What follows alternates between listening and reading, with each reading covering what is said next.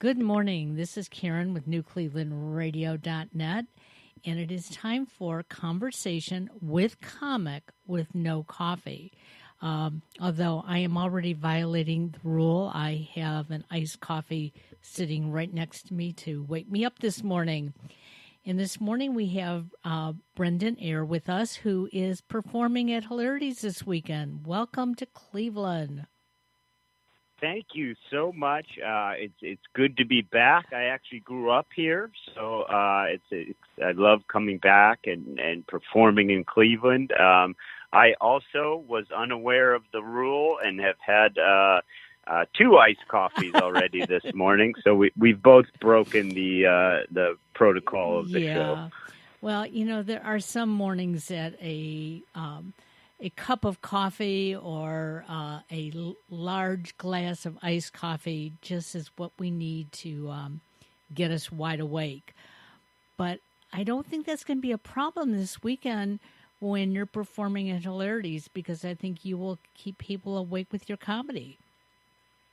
I hope so. It's never a good sign when someone falls asleep during the show. So I hope I keep them awake. And so far, I haven't had anyone fall asleep during my 10-year career. But there's always a first, so we'll see. Well, and so many of us have been sitting at home for the last couple months, and most likely being bored out of our minds. Dozing off because it's the same old TV programs, but to come out to Hilarities for live entertainment, I mean, that is something that many of us have missed. So what's it like for you, the comic who is now just getting back out on the road? It's very interesting because, comedy, I suppose it's like anything else. It does require doing it regularly. It's not like riding a bicycle. So when I started getting back out in June, I was kind of on my way to gigs, literally rehearsing my jokes in my head, making sure I still remembered them. Because I haven't, since I started, I had never gone this long without being on a stage.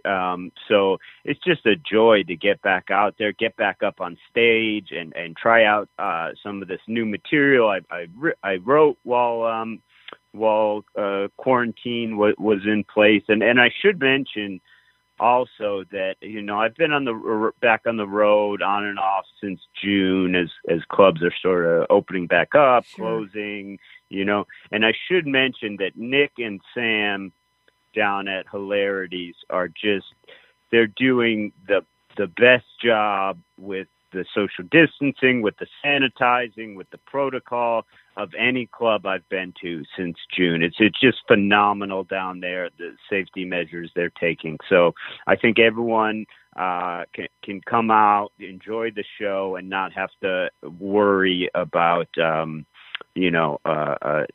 health in the way that they're taking care of things down there. It's really nice. It is. And we were down there a couple of weeks ago, and I'm used to coming down, every couple weeks for a show. And when we went down, I kept saying to my husband, now, if I walk in and I start to hyperventilate, I've got to leave because, working from home, I don't go anywhere other than to the grocery store. And I sneak in during the senior citizen hours very early in the morning so I don't have to come in contact with anybody. Right. We walked into Hilarities, and I'll tell you, I felt so comfortable. I mean, really, there is social distancing. You can see everything everyone is trying to do to keep that place open and keep it safe for all of us. So you are right. They're doing a great job. And they're doing a great job bringing funny people in like yourself. So tell us a little bit about what got you into comedy. I always wanted to be a comedian. My whole life I wanted to be a comedian since I could remember. I loved stand-up comedy. I was never the class clown. I was quiet, but I was always observing and thinking of funny things. And but I had I just had terrible stage fright. I had terrible stage fright, and so it took me a long time to really decide to make the move to really attempt stand-up comedy. And I did comedy for the first time here when I was living in Cleveland, because I'm from here originally, and that would have been about 10 years ago. I kind of bit the bullet and just went up there and did it, and decided, okay, I have stage fright. What's the worst thing that could happen? I could faint. So what? I'll move on. I'll get over it. And I still haven't fainted, so that worked out okay. But yeah, it went from there. I quickly kind of moved to New York because I sort of, since I got a bit of a late start, I wanted to be around the industry, the Comedy Centrals, the late night shows. And if you want to do that, you sort of have to be in New York or LA. Right. Or you don't have to be, but it's helpful. Sure. And so I moved to New York very early on. And that was really an advantage just because you could practice so much. At first you don't, it's a little unlike other jobs. You don't get paid for a long time doing comedy. You kind of have to, or you get paid very little. It takes a long time before it becomes your full-time job. So, I've been doing it full-time now for about 4 or 5 years. But for 5 years, I was doing comedy and holding down a job. Sure. So it can be a little tough. But in New York, I was able to get up and do comedy every single night, and that kind of just helps you hone your craft, sharpen your skills. I was glad I made that move. But I as of August 1st, I actually have moved home. So I now live in Cleveland. So I'm pretty excited about that. Just to have a little more space, have a house. It's nice. Yeah. Well, New York, it's difficult, especially if you're in the city or, at least commuting back and forth to the city. It's not going to be an inexpensive place to live. And you can get a lot more for your dollar here in Cleveland, Ohio. So that's a plug for our city. So you said you're from here originally. Where did you go to school? I grew up in Cleveland Heights. I went to the Cleveland Heights Public Schools. I went to Fairfax Elementary and Roxborough Middle School and Cleveland Heights High School. Wonderful. So for all the Clevelanders, you really have to come out this weekend because we have our own Cleveland native back living in Cleveland and who's, been pretty successful in New York.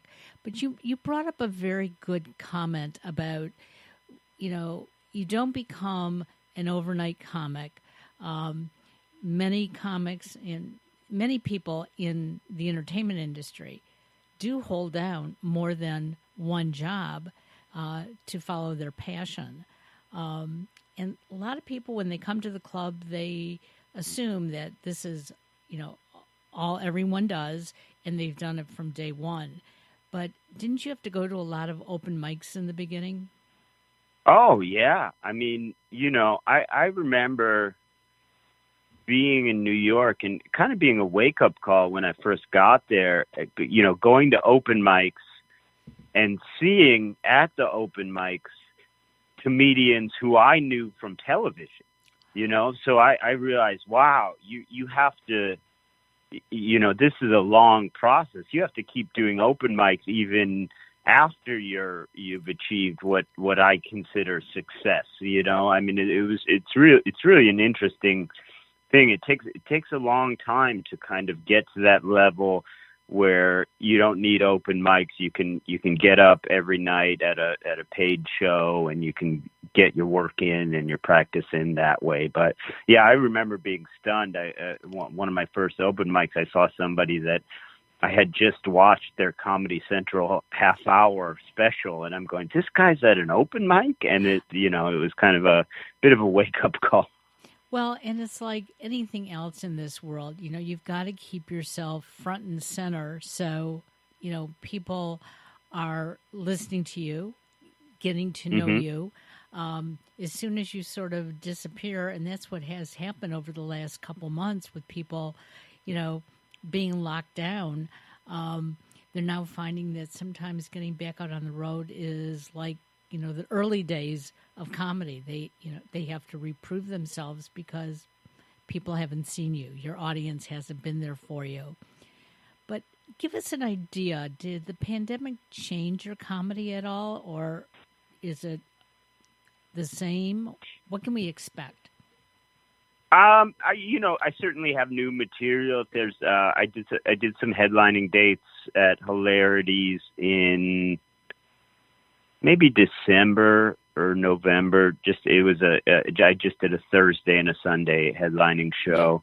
But for anyone that came out to that show, I'd say they'll see about half new material since then. So I definitely. It's an interesting thing because under normal circumstances, my process, and I think most comics' process, are that I would write every day, and then either that night or in the next few nights within a few days, I'd go get a chance to try those new jokes out and Sure. see, do they work? What needs to be changed? What needs to be tinkered with? And the COVID has presented this really strange phenomenon. I mean, I know it's minor in terms of what the overall ramifications of the virus have been, but is this strange phenomenon where, I have basically a full notebook of jokes that I've never said before. So it's a totally different change to my process where now I have to figure out all this stuff, whether it works or not, because comedy's so funny. You just don't know till you get it in front of an audience, because oftentimes what I think in the notebook is a great joke doesn't work. Absolutely. And what I think is a not great joke, what I think is, this is throwaway, but I'll say it anyway, turns out to be the audience loves it. So it's very hard to kind of predict what people are going to relate to. So you just sort of have to try it out. And so that's sort of the process I'm going through now. And, obviously I don't want to put audiences through an hour of trying out new stuff. Sure. They paid for the show, so I'm going to give them a good show. But I sprinkle in the new stuff here and there to see. And last night was great. I had several new bits that really did well. So that was that's always exciting for a comic when you get a new joke work off the ground. So, and I'm not sure that I've actually seen you in person, but give me an idea. Do you talk politics? Do you talk sports? Where is or do you not have a theme? Oh, I would say I'm observational. It's a lot of observations from my childhood, from stuff I've seen. I'm not political particularly. I mean, I suppose I'm political in life, but my comedy's not very political. I kind of come off as I come off very laid back. It's funny. I've been sober for a long time, for coming up on 14 years. Congratulations. And thank you so much. And I often get asked after the shows if I'm high, because I think I have a really laid back kind of slow delivery that people sort of assume I'm a stoner or something of that nature. But yeah, it's really an observational. It's goofy. It's fun. But I am getting into a little more kind of. I've dealt with some mental health issues over the past 3-4 years, I'm getting into a chunk of material about that. So it's a little bit taking on a little bit heavier subject matter, but I think it's important to talk about and joke about and show people that, it's possible to go through that kind of thing and come out of it and love life and be Absolutely. happy and be healthy. So I'm that's something that I'm if people come out this weekend, they can expect to see kind of a chunk of that material that's sort of developing that I'm really proud of. So, well, you should be proud of that part, because I'm going to share with you that right around 2011, 2012, I started going through depression. Didn't realize I was depressed. And when my husband figured it out, he started taking me to the comedy club once a week. Only hilarities. And right. I would fight with him about it. No, I'm not going to the comedy club. I don't want to laugh. And he'd go, you're going. And I'll tell you, that was better than any, therapy that I, went to, because I found that I was starting to relate to different things that the comic was saying, even if it was just one word. And I'd walk out of there and talk about feeling high. I felt high, okay? And I don't drink. And it was like, right.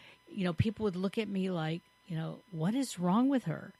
But that's what got me through it. And I have a friend who has a program which is called Don't Forget to Laugh, and she puts comedians together for different events, because people have to remember laughter is going to make us so much better.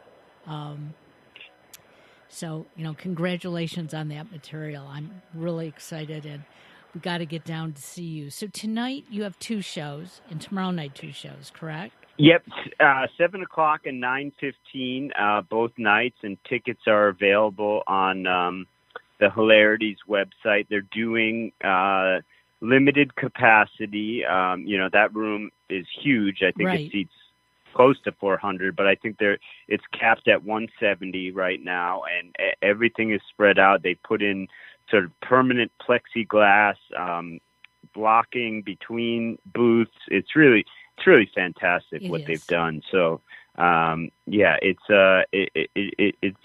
going to be a fun weekend. That's terrific. Who's performing with you this weekend? Can you share that?